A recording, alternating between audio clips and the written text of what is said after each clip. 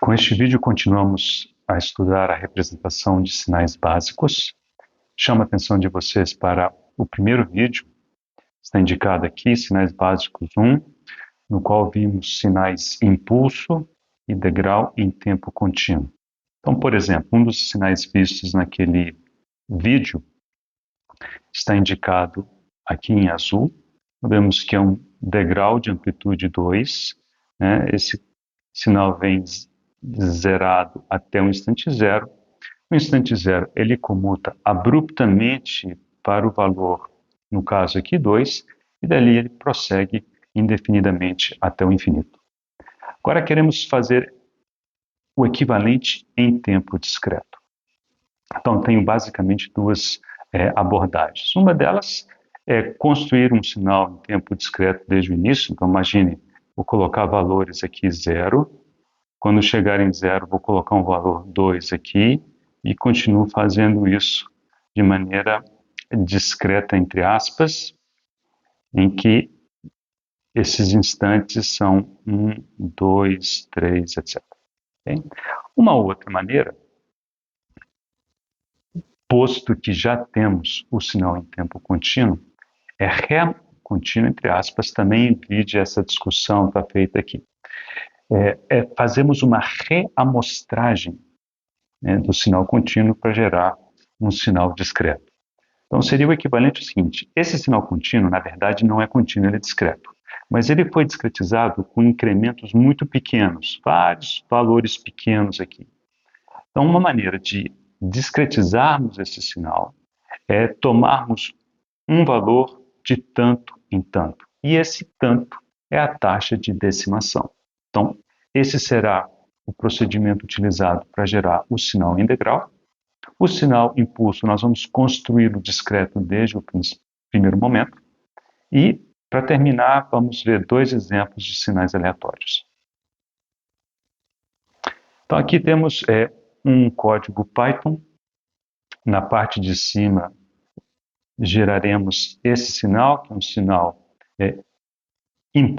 impulso discreto, tem amplitude 1, não tem amplitude infinita, como é no caso contínuo. Um comando pode ser útil para vocês, esse daqui. Com esse comando eu apago todas as figuras geradas até esse ponto do código. E aqui geramos um vetor chamado impulso, composto de 100 valores zero. E como o sinal impulso é zero em todos os valores a menos do primeiro, então na primeira posição eu coloco o valor 1. Sendo assim, gera-se esse sinal, que agora eu preciso, claro, plotar corretamente com respeito ao eixo horizontal, que é o tempo discreto k. Então, geramos o vetor de tempo discreto k por esse comando no Python. Ele faz um arranjo de 0 a 100 e coloca esse no vetor k. E aí, a hora de fazer o gráfico, a novidade aqui, com respeito ao caso contínuo, é que usamos o comando stem, né, para gerar essas barrinhas verticais, ao invés de interpolar os valores do vetor. Tá? Então, o comando aqui, a menos disso, não é muito diferente do plot. Então, stem, k é o que aparece no eixo x, impulso é o que aparece no eixo y. Aqui temos a fonte, indicando que eu quero uma fonte em preto e traço. Aqui o marcador nenhum. O marcador seria, por exemplo, bolinhas que apareceriam aqui. Eu digo nenhum, então não tem nenhum marcador. Okay? E aqui o valor de base. Vocês veem que nesse caso aqui, esse eixo não está destacado. Isso aqui porque eu coloquei base nula, ou seja, vazia. Então foi desse jeito que gerou-se aqui o sinal impulso em tempo discreto. O caso do degrau, que é o gráfico de baixo, nós vamos gerar ele por reamostragem do degrau em tempo, abre aspas, contínuo, fecha aspas. Okay? Então nós vamos dizer que queremos que o intervalo de tempo entre essas quaisquer duas barrinhas seja, por exemplo, de 0,1. Né? sendo que nós havíamos definido um sinal degrau em tempo contínuo com intervalos de integração de 0,01, ou seja, 10 vezes menor do que esse. Então, nós vamos decimar o sinal contínuo um fator de 10. E nesse caso, o resultado será o que se espera, que um sinal em tempo discreto com tempo de amostragem 0,1. Então, como vamos fazer isso? Primeiro, definimos a taxa de decimação, que precisa ser um número inteiro, por isso eu estou forçando aqui, né, ser um número inteiro, e eu divido, né, o intervalo desejado pelo tempo de integração utilizado para gerar o sinal contínuo. Como t grande aqui é 0,1 e ΔT definido no vídeo anterior é 0,01, então o n grande é 10. Então, eu pego um valor a cada 10. Okay? Isso tem que ser feito tanto para o eixo x quanto para o eixo y. Então, no eixo x fazemos isso. Então, observe o seguinte, nós geramos esse vetor k via um arranjo, né, com comprimento igual ao vetor tempo decimado. E o vetor tempo decimado aqui está indicado com essa sintaxe, significa que ele começa do início, vai até o final de n em n. Okay? E a mesma coisa ocorre aqui para o caso do sinal em degrau propriamente dito, então nós vamos decimar o degrau. Essa variável tem o equivalente ao caso contínuo, e aqui degrau d de decimado, ou d de discreto, né, é a decimação do caso do degrau, abre aspas, contínuo. Okay? E o comando para fazer o gráfico é idêntico ao anterior. Então, o resultado é o gráfico que temos aqui à direita, resultado de uma decimação do sinal correspondente em tempo contínuo, lembrando que tempo contínuo dentro do computador não existe, né? A gente emula um tempo contínuo utilizando intervalos bem menores, bem pequenos, para anular o caso contínuo. No MATLAB, os comandos são essencialmente os mesmos, né? Então aqui acho que não precisamos gastar muito tempo. O comando para fazer o gráfico também é o stem. No caso aqui eu não fiz nenhuma outra definição, então o default é apresentar bolinhas, né, com marcadores. Então vocês veem que aparece uma bolinha para cada valor dos vetores, do vetor que foi plotado. Okay? No caso da amostragem do degrau contínuo, então temos basicamente o mesmo. Aqui o MATLAB é robusto, então aqui ele vai gerar um número inteiro, então não preciso forçar que ele seja inteiro, né? Aqui é o arranjo desse vetor K com tamanho correto, né? E no caso aqui temos a decimação do degrau em tempo contínuo, e a sintaxe aqui é mais evidente do que a do Python, então 1 até o final de n em n.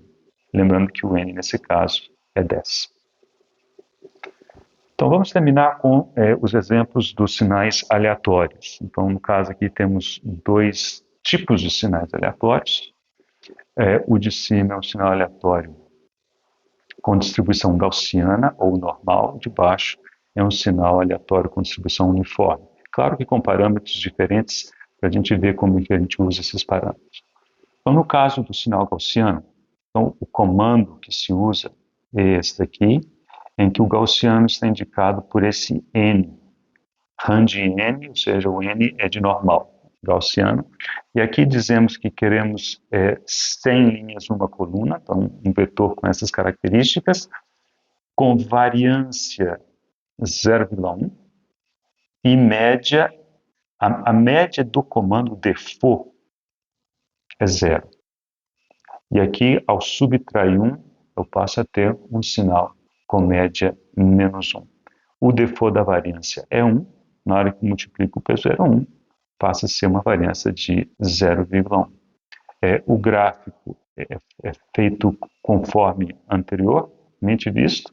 E aqui o que nós vemos é o seguinte, olha a média menos 1 aqui, essa é a média, e esses valores aleatórios, eles vão pipocando em volta, em torno desse valor menos 1, ok?